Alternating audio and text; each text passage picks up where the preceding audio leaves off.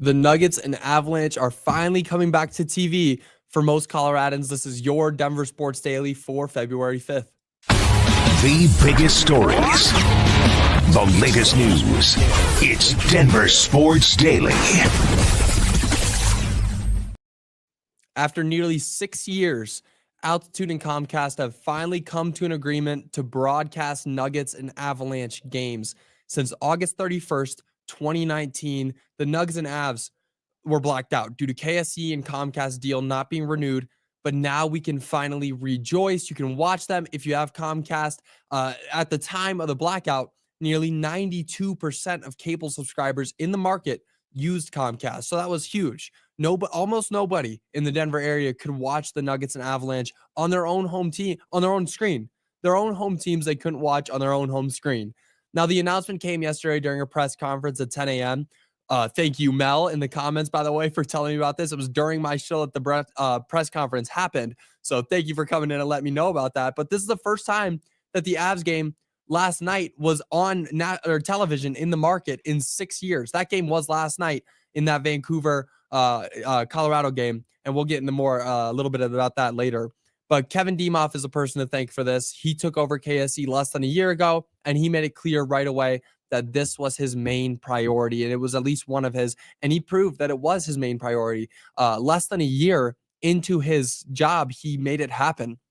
Now, Demoff spoke yesterday and apologized to the fans, saying, "We owe an apology to our players, staff, front office, and mostly our fans. Every game we missed was one too many. Every day that went by for the past year that there was a game on TV was too many. Too many shots, too many goals were missed for our fans, and I think we took that responsibility very personally. This is a priority, number one, for the Kroenke family to make sure these teams got back on the air, and so from that perspective, it's a great day.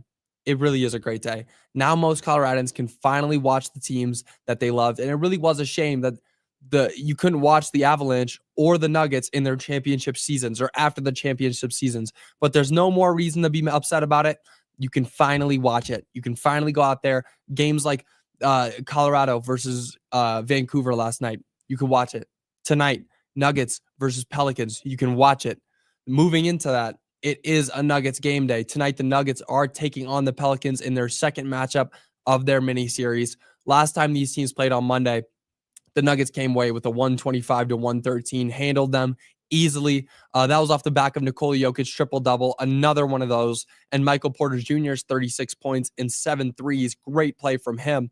Now, the Nuggets are heating up. They've won their last 3 matchups after losing the 3 prior to that, and right now the Nugs are 4th in the West, but they're hot on the heels of Houston, who's only 1 game ahead of them. Now, the Nuggets are headed into this game as 11-point favorites, and they will tip off at 7 p.m. And yeah, you can watch it now if you have Comcast. So make sure you're tuning in. Should be a fun game. Should be an easy game for the Nuggets. They should be able to go out there and handle this team, this Pelicans team, who hasn't been great for most of the season. Moving on, the Avalanche took a 3-0 loss last night. Not great after the Avs shut out both of their opponents this weekend, winning 2-0 and 5-0. The Vancouver Canucks returned the favor, beating the Avs 3-0. Mackenzie Blackwood, he can only do so much. Saving 28 shots, but letting 2 by. That's a .933 save percentage. This guy's amazing. And again, you're letting up 2 goals a game on your goalie. Sure, that's going to happen. The main problem was on the offense last night for the Avs. And obviously, it's clear whenever there's a shutout that it's all on the offense mostly. But just couldn't get it going, couldn't get it started. And after this loss, the Avs are 31-22-2 and 4th in the Central Division and only 2 points behind the Minnesota Wild. So a win last night would have been huge in tying up those standings. Now, the Avs continue their Canadian road trip tomorrow when they take on the Calgary Flames. Moving on, the 2025 schedule has been released for the CU Buffs. After a great final season from Shedeur Sanders and Travis Hunter, people were unsure if Coach Prime would stay in Colorado, but now it looks like that talk has vanished away. And with Deion Sanders at the helm of this team, they have been much more successful than they were ever supposed to be. And the Buffs are headed into this next season with a win line of only 6.5 games, which seems low, kind of. Those odds are by FanDuel, and you tell me if you think that's too high or too low. I'll tell you what my predictions are right now for each game.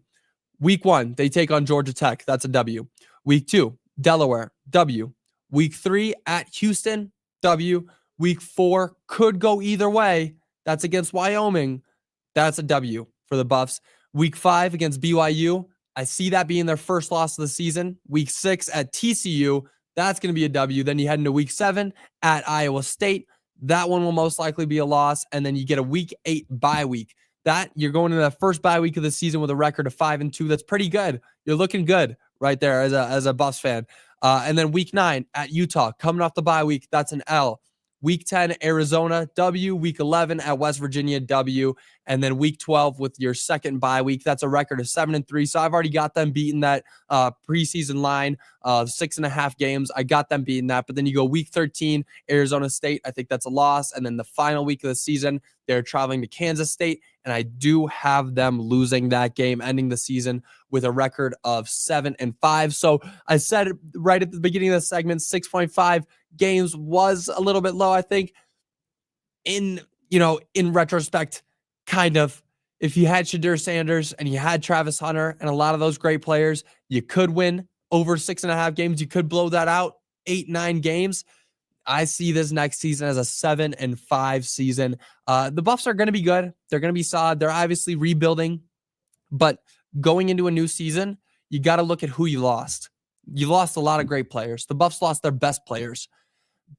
That doesn't mean that they can't win. 7-5 should not be a bad it's a winning record. It's a winning record. If you got a winning record, that's overall good. And college football is a bit different because every loss matters a bit more. But if they can go into the season and win 7 games with this new roster on this team, that's a successful season in my eyes.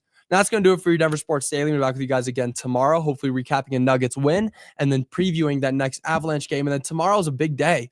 Thursday's a big day. It's the NBA trade deadline, and then we're getting those NFL honors later that night. So it's going to be a big day. I'll be previewing all that tomorrow. Until then, y'all have a great rest of your day. Bye, y'all.